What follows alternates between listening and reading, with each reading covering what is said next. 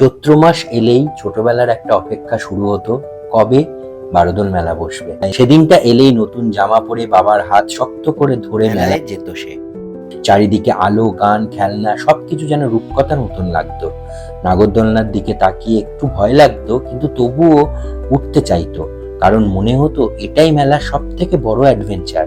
একটা ছোট্ট খেলনার জন্য কত আবদার, বাবা এটা কিনে দাও না। আর বাবা হেসে বলতো, আর একটু ঘুরি তারপর কিনবো।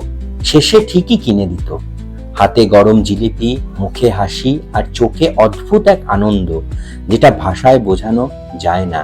তারপর এক সময় রাত হয়ে যেত, বাড়ি ফেরার সময় হঠাৎ মনটা খারাপ হয়ে যেত। মনে হতো আরেকটু যদি থাকতে পারতাম। অনেক বছর কেটে গেছে, আজ সে আবার সেই একই মেলায় দাঁড়িয়ে।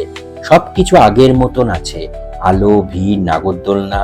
কিন্তু সে বুঝতে পারে মেলা আসলে বদলায়নি কখনো, বদলে গেছে শুধু সময় আর সেই ছোটবেলার মানুষটা।